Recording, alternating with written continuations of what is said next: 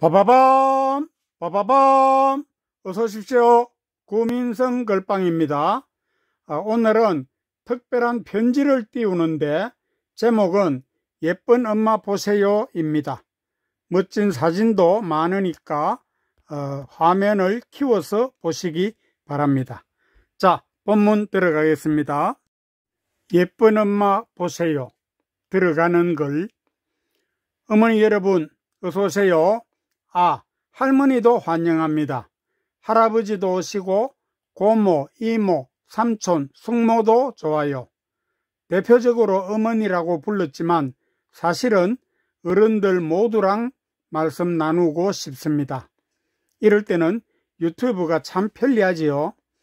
저는 지난 시절에 40년 이상 학생들을 가르쳤습니다. 아니, 저도 학생들에게 배우면서 함께 잘 지냈습니다. 그러다 보니 아이들의 성장이나 교육에 나름대로의 소신을 가지게 되었습니다. 오늘은 제 소신 중에서 2가지를 꼭 말씀드리고 싶습니다. 하지만 40년의 경험을 어떻게 몇 페이지의 글에 다 담겠습니까? 오늘은 강연도 아니고 유튜브인 관계로 핵심만 짧게 정리했으니 끝까지 경청해 주시기 바랍니다. 1. 인성교육. 먼저 인간이 되어라. 이런 말 많이 하죠. 그렇습니다. 모두 인성이 중요하다고 합니다. 특히 요즘처럼 문제 아들이 속을 썩이는 세상에서는 인성교육의 필요성이 더 절실하다고 생각합니다. 우선 어른의 생활 방식과 관련이 많습니다. A라는 정치인은 아주 유명한 사람입니다. 그런데 그 사람은 너무 바쁘고 부인 또한 바쁘니 가정에 문제가 생기는 것입니다. 집은 재충전하는 공간인데 늘 분주한 갈등이 많습니다. 이러니 아이들과 차분히 대화할 여유가 없죠. 그저 돈으로 다 해결합니다. 사춘기 아이는 나쁜 친구들과 어울리면서 문제도 일으킵니다. 남을 때려서 부모님이 경찰서에 불려다니고 피해자 부모에게 빌기 바쁩니다. 나중엔 도박도 하고 술, 담배, 마약까지도 합니다. 자식이 이 정도가 되면 돈과 명예가 무슨 소용입니까? 이 집은 더 이상 가정이 아닙니다. 사람들은 이런 집을 지옥이라 부르겠지요. 가족은 원수 아니면 악마처럼 되고요. 이 집에 돈은 많겠지만 대화가 없습니다. 그래서 저는 밥상머리 대화를 강조합니다. 여러분 아시겠지만 밥상머리 대화는 남이 해줄 수가 없습니다. 각자 제 자식에게 직접 해야 합니다. 어른들은 왜 잔소리 대장인가? 아이의 언행이 부모님의 희망만큼 안 되니까 잔소리를 반복하겠지요. 자율적이지 못하고 부모 의존형 아이일수록 부모님의 욕심을 만족시키지 못합니다. 또 잔소리를 효과적으로 못하니까 자꾸만 반복합니다. 결론부터 말씀드리면 아이의 눈을 봐야 합니다. 눈을 놓치면 모든 것을 놓치는 것입니다. 어떤 분은 싱크대에서 설거지하면서 잔소리를 합니다. 등 뒤의 아이는 TV로 만화 영화를 보거나 혹은 스마트폰 갖고 놀겠지요. 이렇게 어른 따로 아이 따로인 잔소리는 대부분 효과적이 아닙니다. 설거지는 좀 뒤에 하더라도 효과적인 소통부터 하십시오. 우선 아이의 손을 잡으면서 눈을 맞춥니다. 화내지 말고 조용히 말합니다. 그 다음엔 아이에게 방금 말한 내용을 다시 물어보세요. 닥달하지 말고 조언이나 격려를 하십시오. 그러면서 아이의 좋은 점을 칭찬해 줍니다. 평소에 인사를 잘 한다든지, 춤을 잘 춘다든지, 화분에 물을 잘 준다든지 뭐라도 좋습니다. 단 진실한 내용이라야 됩니다. 차분한 조언이며 격려일 때 아주 놀라운 효과가 있습니다. 부모님들이 같은 잔소리를 자꾸 하는 것은 아이의 눈빛을 놓쳤기 때문입니다. 그리고 잔소리에 짜증이 섞였거나 진실성이 부족하면 안 됩니다. 제 친구 중에 애들을 잘 키운 부부가 있습니다. 그 부부는 아이들의 자율성을 존중하고 칭찬을 많이 했습니다. 어릴 때부터 자신의 일을 스스로 하도록 맡겨주어서 자율성이 잘 길러졌다고 합니다. 하지만 그런 아이에게도 가끔 잔소리할 일이 있겠지요. 그럴 때는 아이의 손을 잡고 눈을 보면서 차분하게 말했답니다. 그런데 자율성을 강조하던 부부도 아래의 경우에는 좀 엄격하게 관여했다고 합니다. 첫째, 거짓말. 둘째, 위험한 행동. 셋째, 남에게 피해주는 행동. 넷째, 게으른 습관. 다섯째, 약속 어김 등은 습관이 되면 안 되겠지요. 이런 경우에는 확실하게 지도하고 다른 일은 자율에 맡겼답니다. 또 아이는 부모를 닮는다며 윗물부터 맑게 되도록 노력했답니다. 독서는 보약이다. 그렇습니다. 독서는 진통제가 아닙니다. 오래 복용하면서 천천히 효과를 보는 보약입니다. 제 경험으로는 책 많이 보는 아이가 성적도 좋고 인성도 좋습니다. 공부는 남의 설명을 듣거나 글을 읽으면서 새로운 지식을 받아들이는 과정입니다. 제일 중요한 것은 어휘력입니다.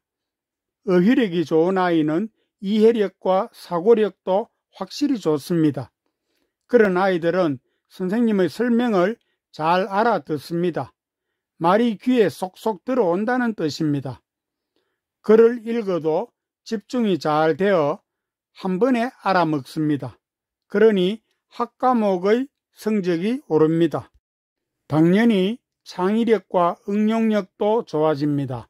소위 물리가 트인다고 하죠. 다시 말해 고급 두뇌가 되는 것입니다. 뿐만 아니라 책의 내용에 영향을 받으면서 정서와 인성도 좋아집니다. 옳고 그름에 대한 분별력과 비판력이 좋아져서 언행이 반듯합니다. 그래서 독서는 보약이라 하는 것입니다. 효과적인 지도 방법. 아이의 나이에 따라 약간씩 다르겠지만 원칙을 먼저 말씀드리겠습니다. 그것은 분위기와 보상입니다. 1. 분위기 조성. 부모님의 독서 모습을 자주 보여주십시오. 신문이나 잡지도 좋으니 아이와 함께 읽기 바랍니다. 아이가 책 보는 시간에 부모님이 TV 보시면 곤란하지요. 그건 법당 옆에서 삼겹살 굽는 넌센스 아니겠습니까? 병아리는 어미닭을 보면서 배우지 까마귀의 행동을 배우지 않습니다. 2. 매력적인 보상. 주말에 아이와 시립도서관에 가십시오. 부모님도 휴대폰 끄고 책 한 권 골라오십시오. 연애소설이나 에세이도 좋습니다. 또 애가 책 읽다가 꾸벅꾸벅 졸더라도 모른 척 하십시오. 어른은 졸지 않는가요? 아이에게 졸지 말라고 하면 도서관이 점점 싫어집니다. 함께 책 읽다가 점심시간에는 아이가 좋아하는 음식을 사주십시오. 그 보상만으로도 아이는 도서관을 좋아할 수 있습니다. 혹시 효과가 모자라면 보충 방법을 참고하시기 바랍니다. 3. 보충 방법. 집으로 가는 길에 오늘 읽은 책의 줄거리를 물어보십시오. 처음에는 주인공 이름이나 겨우 말하고는 우물쭈물하겠지요. 그래도 칭찬하면서 독서 용돈을 좀 주십시오. 평소에 주던 기본 용돈이 있을 테니까 독서 용돈은 조금만 주셔도 됩니다. 혹시 점심 먹고 오후에도 읽으면 특별 용돈을 조금 더 주십시오. 용돈을 그렇게 줘도 책 사는 것보다는 적을 것입니다. 요즘 책값이 좀 비쌉니까? 4. 결과는 대성공. 아이는 기본 용돈보다 독서 용돈의 가치를 더 느낍니다.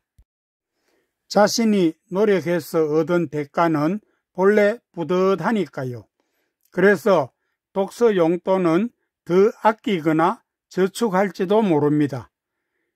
이런 과정에서 글맛을 더 많이 경험한 아이는 독서 용돈으로 자기 책을 살 수도 있습니다. 도서관 다니던 아이가 서점까지 간다면 대성공입니다. 5. 용돈은 투자다. 여러분, 독서 용돈은 절대 아끼지 마십시오. 나중에 유산 10억보다 평소에 독서 용돈을 조금씩 주십시오.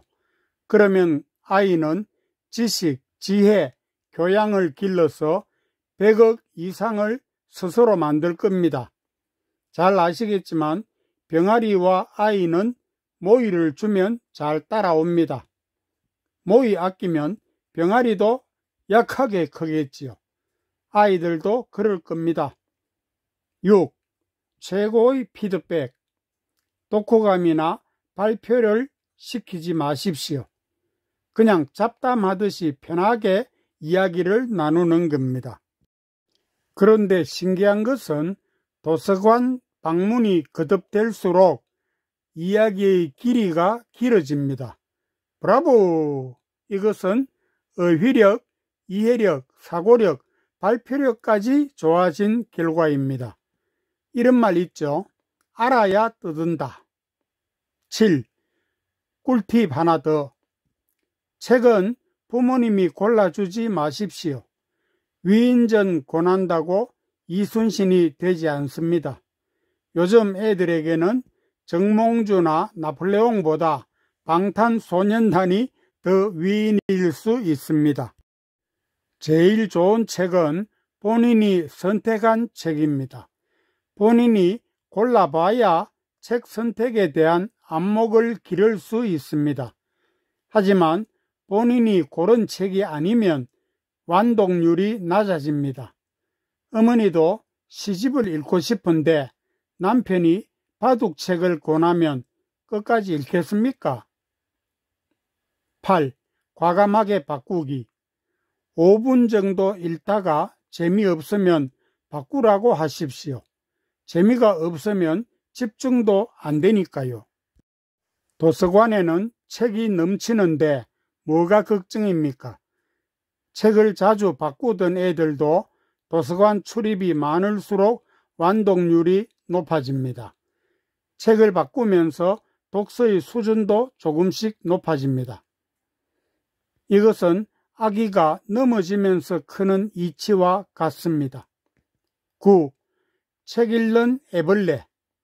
저는 애벌레도 책을 읽으면 더 지혜롭게 산다고 주장합니다. 그러면 글자 모르는 영유아는 어떻게 할까요? 네, 간접 독서를 하면 됩니다. 엄마 아빠가 대신 읽어줍니다. 외국 영화 보면 침대 옆에서 할머니가 책 읽어주시잖아요. 또 임산부라면 폐하가 듣도록 소리내어 읽어주십시오. 간접 독서도 다 입력이 됩니다. 콩나물 시루에 물을 주면 다 빠져버리지요. 그래도 그 콩나물 잘 큽니다. 하지만 물을 안 주면 딱하게도 말라 죽지요. 라, 맺는 글. 축구, 야구, 배구 등등 어떤 운동이든 달리기 훈련부터 합니다.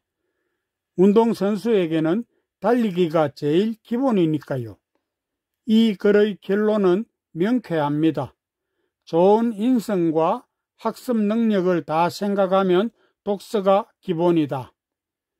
만약 저의 결론에 반대하신다면 만나서 토론하고 싶습니다. 제가 기꺼이 짜장면 사겠습니다. 자, 너무 길면 싫어하실 테니까 여기까지 하겠습니다.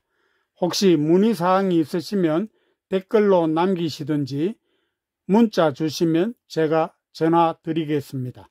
여기 전화번호 있죠? 아이고, 15분 이내에 다 마치려니까 굉장히 바쁘군요. 여러분, 좋아요, 구독 누르시면 손이 더 고와질 겁니다. 고맙습니다. 끝.